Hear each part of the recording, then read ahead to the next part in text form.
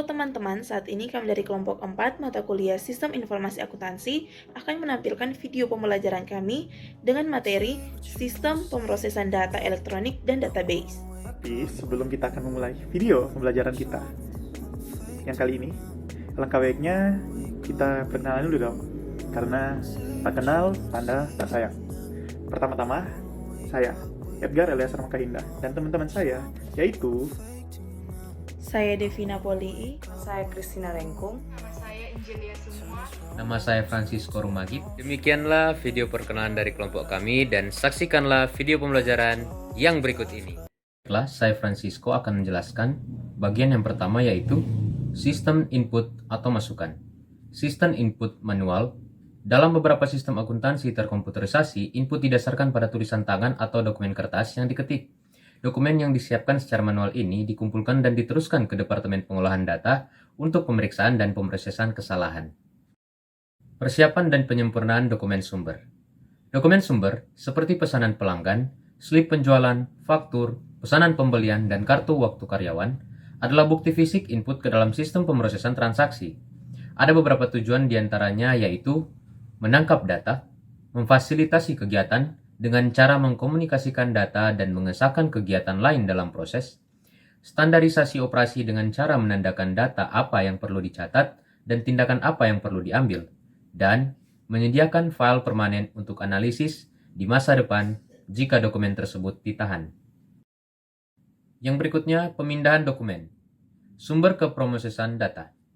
Total dari kontrol batch dan pencatatan pemindahan data adalah kontrol dasar atas pemindahan data antara departemen pengguna dan pemrosesan data. Ketiadaan atau kekurangan cara untuk mengontrol data yang dikirimkan antara departemen pengguna dan departemen pemrosesan data merupakan kelemahan kontrol yang signifikan karena memberikan peluang bagi transaksi yang tidak sah dan atau curang untuk dimasukkan ke dalam sistem pemrosesan. Penyerahan data input harus disertai dengan pengisian formulir kontrol dokumen input seperti yang ditunjukkan pada gambar 7.1. Penghitungan dokumen adalah bentuk sederhana dari kontrol batch. Penghitungan dokumen hanya menjumlahkan jumlah dokumen yang akan diproses. Istilah record identik dengan dokumen. Dengan demikian, hitungan record sama dengan hitungan dokumen. Selain penghitungan dokumen dan atau record, total batch dapat diambil untuk semua atau beberapa kolom numerik dalam file data asli. Total ini dapat digunakan selama siklus pemrosesan data atau untuk memantau kelengkapan pengolahan pada gambar 7.1. Pada gambar 7.2 mengilustrasikan pengembangan dan penggunaan total control batch dalam aplikasi pemrosesan data. Departemen pengguna mengembangkan total control atas batch input dan kemudian meneruskan kumpulan dokumen bersama dengan formulir kontrol dokumen input ke Departemen Pemrosesan Data. Formulir kontrol dokumen input dicatat di Departemen Pemrosesan Data dan kemudian diseimbangkan dengan total control output yang dikembangkan selama pemrosesan batch input. Yang berikutnya entry data. Setelah dokumen sumber seperti faktur diterima oleh bagian pemrosesan data, dokumen sumber tersebut secara manual ditranskrip atau dikunci menggunakan terminal data atau komputer pribadi dan kemudian disimpan di diska. Selanjutnya, file input diverifikasi kuncinya. Verifikasi kunci adalah prosedur kontrol yang mendeteksi kesalahan dalam operasi penguncian. Kesalahan mungkin terjadi misalnya saat terjadi salah ketik pada nomor rekening pelanggan karena petugas entry data salah menekan tombol atau salah mengartikan karakter pada dokumen sumber. Teknik pengeditan data program rutinitas. Pengeditan data dapat diterapkan ke setiap struktur data dasar, seperti karakter, bidang, rekaman, dan file. Dalam teknik pengeditan data yang paling dasar, dipastikan bahwa semua bidang data hanya boleh berisi karakter yang valid. Misalnya, item data numerik hanya boleh berisi digit numerik, dan item data abjad tidak boleh berisi digit apapun.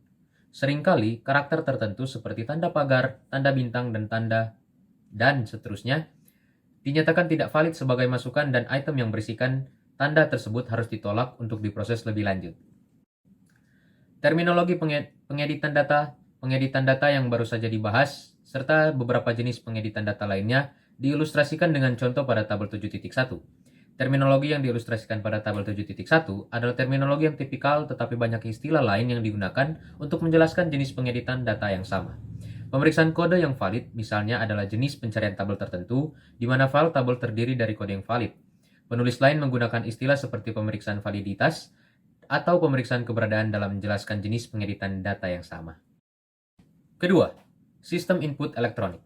Dalam sistem input elektronik, terkadang disebut sistem input online, transaksi dimasukkan langsung ke dalam sistem komputer, dan kebutuhannya dalam keterlibatan dengan dokumen sumber kertas dihapuskan. Sistem input elektronik memberikan tingkat otomatisasi yang lebih tinggi daripada sistem manual.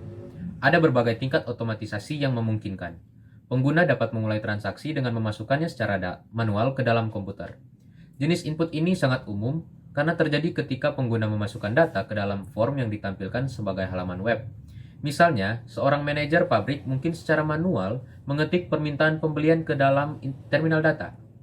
Permintaan tersebut kemudian diteruskan secara otomatis ke pembelian untuk pemrosesan tambahan. Alternatifnya, pelanggan membuat pesanan penjualan dengan memasukkan data ke dalam formulir yang ditampilkan sebagai halaman web. Hilangnya kontrol internal manual dapat dikompensasikan dengan menggunakan log transaksi. Log transaksi atau register transaksi dibuat dengan mencatat semua input ke file khusus yang secara otomatis berisi tag untuk mengidentifikasi transaksi. Penandaan berarti informasi tambahan yang berorientasi pada audit disertakan dengan data transaksi asli. Informasi seperti tanggal dan kode otorisasi pengguna dapat dimasukkan untuk memberikan jejak audit yang ekstensif. Log transaksi juga menyediakan cadangan penting serta sumber total control. Baik, sekarang kita akan masuk pada pokok bahasan yang kedua dalam materi materialitas ini, yaitu sistem pemrosesan. Pemrosesan melibatkan manipulasi file. File menyediakan penyimpanan data. File adalah kumpulan data yang terkait dengan beberapa atribut. Misalnya, file piutang adalah kumpulan catatan yang berkaitan dengan pelanggan perusahaan dalam hal piutang. Semua catatan dalam file piutang berbagi atribut menjadi pelanggan ke perusahaan. Catatan adalah kumpulan bidang yang terorganisir, juga disebut sebagai item data, yang dikelompokkan untuk diproses. Bidang berisi data seperti angka, jumlah, atau karakter alfabet seperti nama. Misalnya, setiap catatan dalam file piutang berisi bidang yang relevan untuk memproses informasi piutang bagi pelanggan perusahaan. Nomor rekening pelanggan, nama pelanggan, dan jumlah yang harus dibayar dari pelanggan akan menjadi contoh umum bidang dalam catatan file piutang. Singkatnya, file adalah kumpulan catatan dan catatan adalah kumpulan bidang.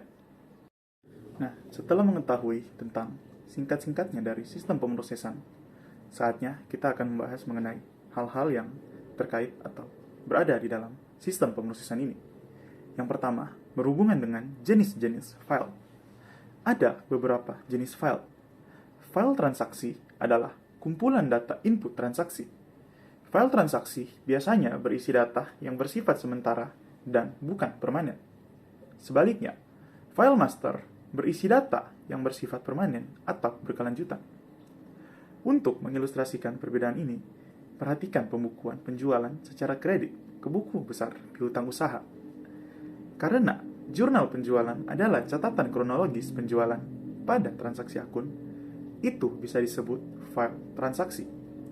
File transaksi terdiri dari data mentah mengenai penjualan ke pelanggan. Meskipun mungkin ada beberapa penjualan ke pelanggan yang sama, hal ini tidak akan diketahui hingga data transaksi diproses.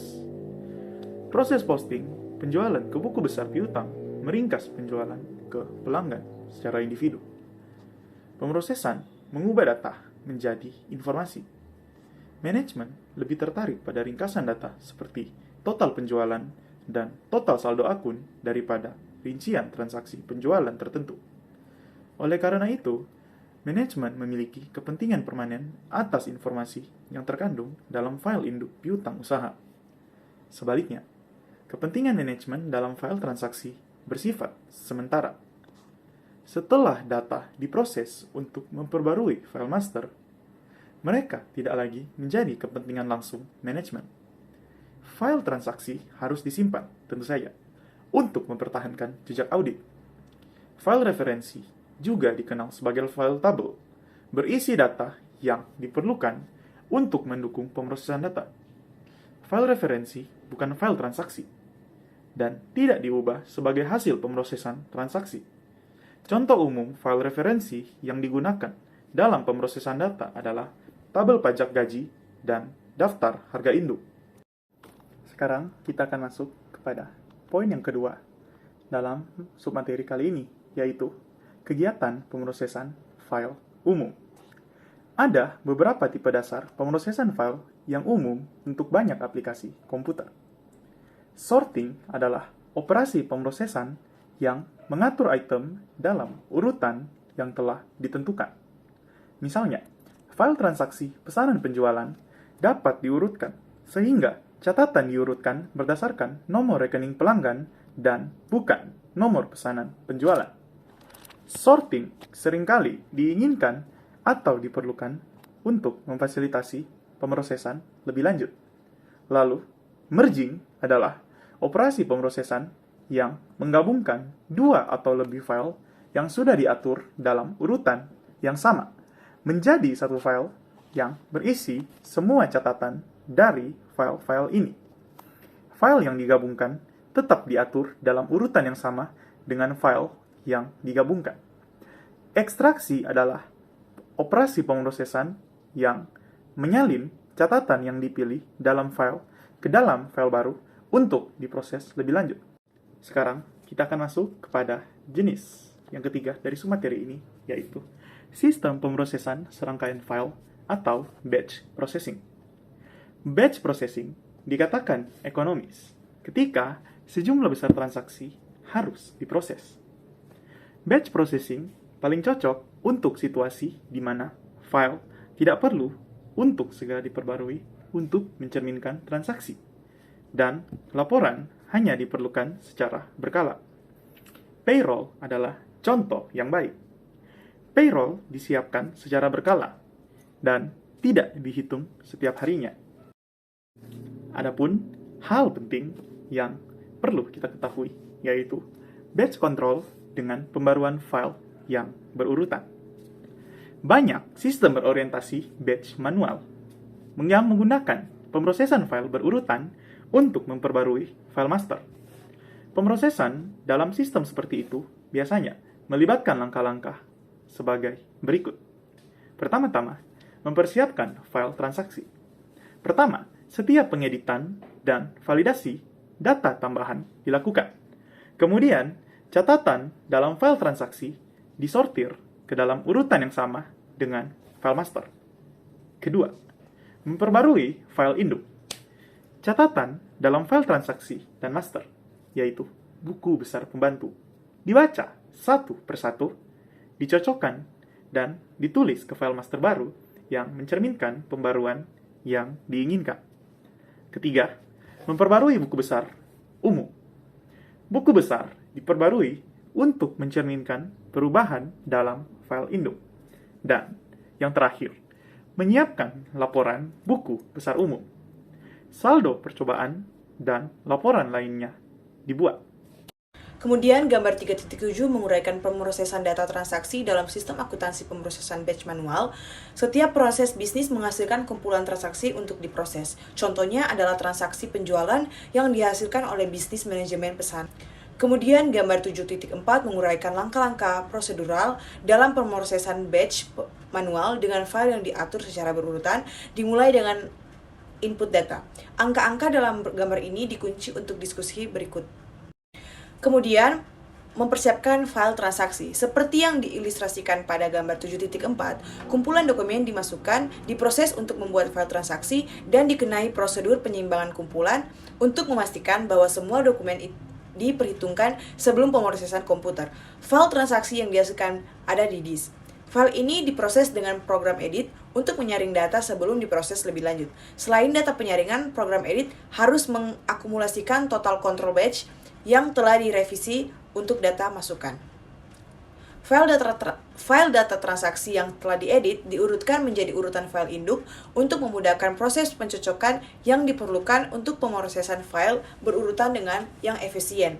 Perlu dicatat bahwa gambar 7.4 menunjukkan pengeditan data yang dilakukan pada titik sedini mungkin dalam aliran pemrosesan, yaitu sebelum transaksi diurutkan. Kemudian memperbarui file master. Setelah data transaksi telah dibuat dan diurutkan, mereka harus diproses terhadap file induk lama dalam menjalankan program aplikasi piutang. File master baru yang diperbarui adalah dasar untuk menghasilkan laporan dan informasi terperinci lainnya. Data transaksi dan file master lama dipertahankan untuk kontrol kecadangan seperti yang diilustrasikan pada gambar 7.4. Laporan kontrol yang dicetak pada akhir pemrosesan direkonsiliasi dengan total batch laporan kontrol yang dihasilkan oleh program edit. Seperti yang ditunjukkan pada gambar 7.4, master lama dan file transaksi harus disimpan untuk cadangan. Jika file master yang baru hilang atau ditemukan kesalahan pemrosesan, dapat diulangi menggunakan file master yang lama dan file transaksi. Kadang-kadang tergantung pada keadaan tertentu, pengeditan data dapat dilakukan setelah data transaksional diurutkan ke urutan file induk. Ini memungkinkan pengeditan input untuk mendeteksi transaksi duplikat atau untuk memeriksa urutan catatan yang akan diproses. Oleh karena itu, urutan, edit dan urutkan atau urutkan dan edit adalah memungkinkan dengan urutan terbaik ditentukan oleh keadaan khusus seputar aplikasi yang digambarkan pada gambar di samping. Gambar 7.6 menunjukkan bahwa master file lama yang digunakan sebagai input untuk update file adalah father, sedangkan pemrosesan menghasilkan son atau anak. Master baru adalah generasi informasi lainnya. File anak kemudian menjadi master input untuk pembaruan file berikutnya. Jadi file anak menjadi father ketika ada file anak baru, dan file master lama yang merupakan master cadangan dari pembaruan file sebelumnya menjadi file grandfather, yaitu file yang setidaknya 2 siklus pemrosesan lama. Beberapa generasi file cadangan dapat disimpan tergantung pada tujuan kontrol. Kemudian ada memperbarui buku besar. Setiap organisasi harus memelihara beberapa jenis sistem akuntansi buku besar. Data harus dikumpulkan, dicatat, diklasifikasikan dengan benar, dan dimasukkan ke dalam catatan yang sesuai untuk penjumlahan laporan keuangan lebih lanjut. Sistem buku besar umum adalah landasan dari sistem akuntansi. Format voucher yang dicontohkan seperti gambar yang di samping, serupa di sebagian besar organisasi dan mencakup nomor dan tanggal voucher jurnal, kontrol, dan subakun atau sebagaimana berlaku, serta jumlah debit dan kredit. Kemudian pembaruan file buku besar umum. Pada gambar 7.8 memberikan ikhtisar bagian alir sistem dari pembaruan file buku besar umum. Saat dirilis oleh Departemen Buku Besar, voucher jurnal digunakan untuk membuat file voucher jurnal atau file transaksi. Gambar 7.9 mengilustrasikan penugasan pengkodean baris. Akun buku besar umum tertentu seperti sekuritas yang dapat dipasarkan terletak di file pengkodean baris. Kode baris kemudian digunakan untuk menyusun laporan. Dalam gambar 7.9, bidang pertama atau 1 digit menunjukkan jenis jadwal. Bidang kedua mengidentifikasikan laporan tertentu. Pada kolom ketiga dan keempat, menemukan item dalam struktur laporan. Ilustrasi pemrosesan batch dengan pembaruan file akses acak. Bagian ini menggambarkan aplikasi penerimaan kas online. Kumpulan pengiriman uang pelanggan pada akun dimasukkan melalui terminal data dan diposting dengan pembaruan file akses acak langsung ke file piutang. Pada gambar 7.10 menyajikan flowchart sistem aplikasi penerimaan kas online. Aplikasi faktur baru. Aplikasi menyimpan file piutang barang terbuka. Faktur baru diposting secara berkala ke file piutang terbuka. File kontrol diperbarui untuk mencerminkan penambahan kumpulan faktur baru ke file piutang. File kontrol adalah ringkasan file piutang menurut jenis akun seperti cicilan atau net 30 hari. Laporan ringkasan kontrol file dihasilkan, ditinjau, dan disetujui oleh manajemen sebelum pemrosesan pengiriman uang tunai harian. Prosedur ini memastikan bahwa file piutang dan file kontrol seimbang setelah data penagihan baru ditambahkan. Kemudian pemrosesan pengiriman uang tunai. Pembayaran pelanggan dikirim ke nomor kotak pos khusus. Pendekatan ini memisahkan cek dari surat lain yang diterima oleh organisasi, sehingga menghilangkan penyortiran cek secara manual dan mengurangi jumlah orang yang menanganinya saat diterima. Selanjutnya keempat, sistem pemrosesan waktu sebenarnya. Dengan pemrosesan real-time, transaksi langsung diproses online. Real-time system atau OLRS memproses transaksi segera setelah dimasukkan dan dapat memberikan keluaran langsung kepada pengguna. Transaksi tidak diakumulasikan ke dalam batch, melainkan pada input mereka segera diterapkan untuk memperbarui file master menggunakan pembaruan file akses acak. Pemrosesan langsung adalah sinonim untuk pemrosesan waktu nyata. Pemrosesan langsung adalah karakteristik utama OLRS. File master selalu up-to-date karena diupdate segera setelah data transaksi dimasukkan. Respon terhadap pertanyaan penggunaan bersifat berlangsung karena informasi dalam file yang dapat diakses secara acak dapat diambil dengan cepat. Jenis pemrosesan waktu nyata. Banyak jenis pemrosesan real-time dimungkinkan di OLRS. Dalam sistem penyelidikan atau respons, pengguna tidak memasukkan data untuk diproses. Sebaliknya, mereka hanya meminta informasi. Sistem pertanyaan atau tanggapan dirancang untuk memberikan tanggapan cepat kepada pengguna atas permintaan informasi mereka. Contoh umum adalah ketika petugas bank ingin mengetahui apakah pelanggan memiliki saldo yang cukup untuk menutupi cek yang ingin dicairkan. Dalam sistem entry data, pengguna memasukkan data secara interaktif. Data disimpan oleh OLRS tetapi diproses secara berkala dalam batch. Misalnya, toko dapat merekam transaksi penjualan secara real-time di siang hari dan kemudian memprosesnya di malam hari secara berkelompok. Dalam sistem pemrosesan file, pengguna juga memasukkan data secara interaktif seperti yang mereka lakukan dalam sistem entry data. Namun, sistem pemrosesan file berbeda dari sistem entry data karena mereka selangkah lebih maju dan segera memproses data terhadap file master yang relevan. Misalnya, toko retail mungkin mengumpulkan dan memproses transaksi penjualan dengan segera, membebankan biaya ke akun pelanggan pada saat penjualan. Namun, transaksi tersebut tidak akan selesai sampai pelanggan ditagih pada akhir bulan. Dalam sistem pemrosesan penuh atau sistem pemrosesan transaksi, pengguna juga memasukkan transaksi secara interaktif. Namun, sistem pemrosesan penuh berbeda dari sistem pemrosesan file karena mereka melangkah lebih jauh dan menyelesaikan seluruh transaksi saat dimasukkan. Misalnya, dalam kasus contoh toko eceran di paragraf sebelumnya, pelanggan juga akan segera ditagih sehingga menyelesaikan transaksi. Kadang-kadang dalam praktiknya, istilah sistem pemrosesan file dan sistem pemrosesan penuh digunakan secara bergantian. Ekonomi pemrosesan real-time. Sebagian besar atribut OLRS seperti pemrosesan transaksi yang cepat dan respon yang cepat terhadap pertanyaan merupakan keunggulan relatif bila dibandingkan dengan sistem pemrosesan batch. OLRS diinginkan dalam banyak situasi. Sistem reservasi online, kontrol inventaris di toko di retail, dan file rekening pelanggan di bank adalah beberapa contoh yang tidak asing lagi. Kelima, sistem penjualan waktu sebenarnya. Sistem penjualan real-time saat ini menggunakan teknologi informasi untuk memaksimalkan kinerja sistem dan memperluas rantai pasokan tradisional. Dalam sistem penjualan real-time seperti itu, pesanan pembelian untuk item inventaris dibuat berdasarkan demand pool daripada interval tetap, atau misalnya bulanan atau mingguan. Untuk mengisi kembali tingkat inventaris, barang baru tiba pada saat dibutuhkan, yaitu tepat pada waktunya, atau disingkat JIT. Pesanan jika vendor ditempatkan berdasarkan penjualan aktual untuk mengisi kembali stok barang yang dijual dengan cepat. Permintaan penjualan saat ini menarik, atau yaitu menghasilkan secara otomatis pesanan untuk inventaris. Pengecer memesan berdasarkan tren pembelian saat ini. Ini sangat penting dalam retail, di mana mode atau yaitu permintaan pelanggan untuk produk tertentu dapat dan memang berubah dengan cepat. Apa yang terjual tahun lalu, bulan lalu, atau mungkin bahkan minggu lalu mungkin tidak lagi sesuai dengan keinginan pelanggan. Komponen sistem rantai pasokan yang diperpanjang.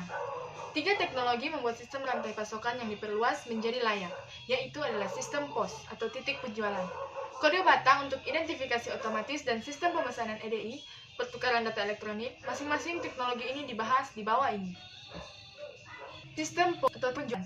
Sistem point of sale atau POS memasukkan data penjualan ke dalam sistem komputer untuk segera diproses pada saat dan titik penjualan.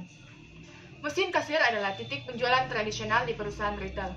Peningkatan mesin kasir untuk memungkinkannya berfungsi sebagai perangkat entry data sumber adalah inti dari sistem POS pada gambar 7.11. Mesin kasir yang ditingkatkan disebut terminal POS. Data dapat disimpan secara manual melalui operasi penguncian oleh petugas penjualan atau secara otomatis menggunakan berbagai perangkat penginderaan. perangkat DC kartu untuk menerima kartu kredit dan debit, pembaca kode batang untuk identifikasi otomatis kode UPC, pad tanda tangan elektronik, keypad untuk memasukkan nomor pengenalan pribadi atau PIN, dan perangkat penginderaan nirkabel adalah fitur umum dari teknologi pos kontemporer. Teknologi barcoding. Identifikasi otomatis input penjualan sangat penting untuk sistem real-time. Dengan demikian, kode batang yang dapat dibaca mesin dan teknologi pemindai merupakan komponen penting dari sistem penjualan eceran waktu nyata. Berikutnya, sistem pemesanan EDI. EDI atau pertukaran data elektronik adalah pertukaran langsung dokumen bisnis komputer ke komputer melalui jaringan komunikasi. Pemrosesan transaksi dalam sistem penjualan berbasis EDI. Meskipun urutan peristiwa yang tepat akan bervariasi dari satu sistem ke sistem lainnya, pemrosesan pesanan biasanya akan melibatkan 7 langkah. Ini termasuk mengirimkan katalog elektronik kepada pelanggan, meramalkan pesanan penjualan pelanggan, menerima dan menerjemahkan pesanan yang masuk, mengirimkan pemberitahuan, mengirimkan pesanan ke inventaris atau produksi, atau sebagaimana berlaku, membuat dan mengirimkan pemberitahuan, mengirim pengiriman di muka dan mengirimkan barang lihat pada gambar 7.12. Masing-masing peristiwa ini dibahas secara bergiliran. Mengirim pelanggan katalog elektronik. Pelanggan secara berkala dikirim melalui EDI, katalog elektronik produk perusahaan. Versi khusus dari katalog ini dapat dibuat untuk setiap pelanggan untuk mencerminkan kemungkinan harga kontrak yang disepakati melalui penawaran kompetitif. Mengirim katalog secara elektronik memiliki 3 keuntungan utama dibandingkan mengirimkannya dalam bentuk kertas. Pertama, informasi dalam katalog elektronik dapat digunakan oleh pelanggan untuk membuat pesanan pembelian EDI. Ini meminimalkan kesalahan yang mungkin timbul dari penguncian data secara manual yang seharusnya diperlukan. Kedua, katalog memungkinkan perusahaan untuk secara instan memperbarui pelanggan dengan harga baru dan waktu pemesanan informasi lainnya. Ketiga, katalog elektronik dapat berisi kode produk UPC yang selanjutnya dapat digunakan oleh kedua perusahaan untuk identifikasi dan pelacakan otomatis. Peramalan pesanan penjualan. Pelanggan dalam banyak kasus, perusahaan akan menganalisis tren penjualan pelanggan dan memprediksi kebutuhan masa depan. Bahkan dalam sistem JIT, memprediksi permintaan dapat memfasilitasi perencanaan produksi. Selanjutnya, saat ini saya Devina akan melanjutkan pembahasan materi selanjutnya, yaitu mengenai menerima dan menerjemahkan pesanan yang masuk. Dalam pemrosesan awal pesanan EDI atau Electronic Data Interchange yang masuk melibatkan beberapa fase. Ini termasuk penerimaan fisik pesanan, validasi dan autentikasi, dan deskripsi dan terjemahan. Ada beberapa cara pesanan dapat tiba tergantung pada sistem. Itu bisa datang sebagai pesanan email atau pesan email, baik di sistem surat internal perusahaan atau di sistem surat. EDI atau Electronic Data Interchange pihak ketiga, atau dalam bahasa Indonesia yaitu pertukaran data elektronik pihak ketiga. Alternatifnya, perusahaan mungkin memiliki server komunikasi Electronic Data Interchange khusus sendiri. Terlepas dari bagaimana pesan itu masuk secara fisik, tiba, itu harus divalidasi, dideskripsi, dan diautentikasi. Sekalipun pesan itu sendiri dienkripsi, amplop elektroniknya umumnya tidak. Sebagai pemeriksaan awal, alamat pengirim dalam amplop ini akan diperiksa untuk mengetahui apakah pesan tersebut berasal dari pelanggan yang dikenal. Selanjutnya, pesan akan dideskripsi atau jika perlu, dan diautentikasi. Autentikasi ini dicapai melalui penggunaan kode autentikasi yang memastikan pesan tidak diubah dalam perjalanan. Setelah dideskripsi, pesan diperiksa untuk konsistensi dan kelengkapan internal. Dokumen Electronic Data Interchange ini biasanya berisi nomor kontrol ganda, satu nomor kontrol di awal pesan dan satu lagi di akhir. Kebenaran kata sandi internal juga diverifikasi.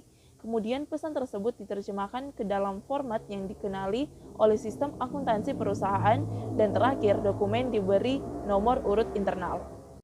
Kemudian mengirim tanda terima. Selanjutnya pengirim pesan dikirim pemberitahuan.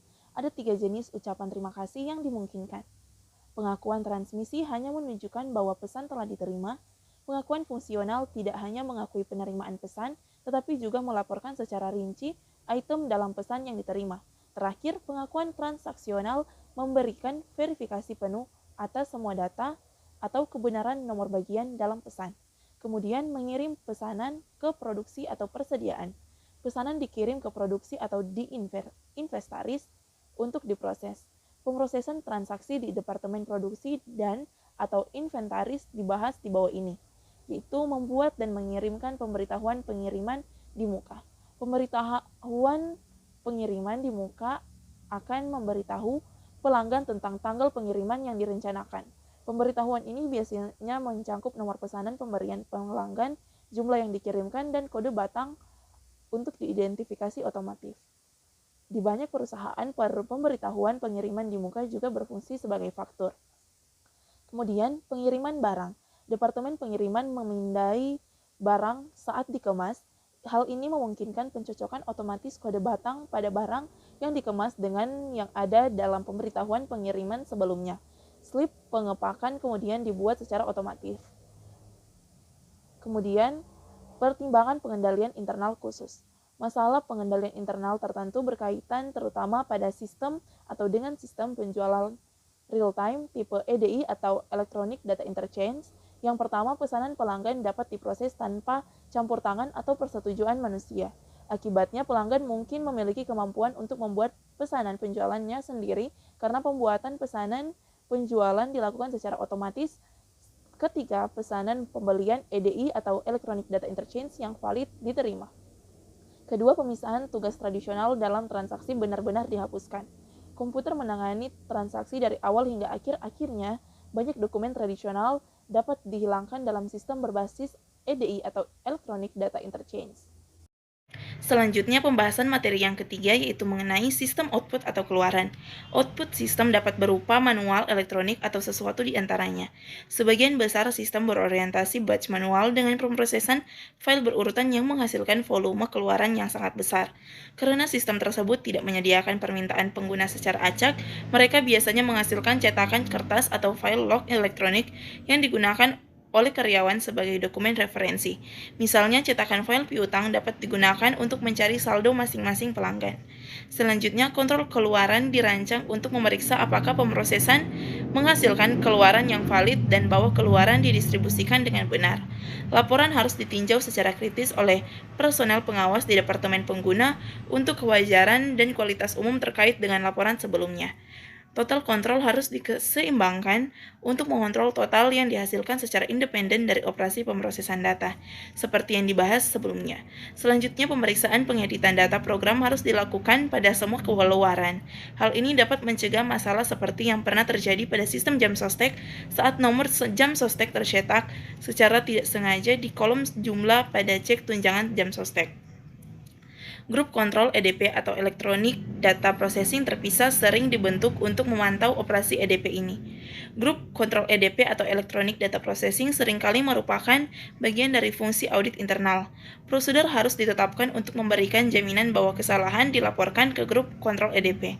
Prosedur ini harus memastikan bahwa kesalahan tersebut dimasukkan ke dalam kontrol, dikoreksi, dan dimasukkan kembali ke dalam atau kembali dengan benar ke dalam sistem untuk diproses lebih lanjut. Koreksi harus tunduk pada pengujian yang sama seperti data asli. Distribusi output harus dikendalikan untuk meminimalkan bahaya akses tidak sah ke data rahasia. Distribusi output dikendalikan melalui dokumentasi dan pengawasan. Biasanya, register distribusi keluaran dipertahankan untuk mengontrol di posisi laporan. Daftar ini dan dokumentasi yang menyertainya harus ditinjau secara berkala dalam fungsi audit internal. Demikian pemaparan video pembelajaran kelompok kami dengan materi Sistem Pemrosesan Data Elektronik dan Database. Mohon maaf jika ada salah-salah kata dari kami, dan sampai jumpa di video kami selanjutnya. Bye-bye!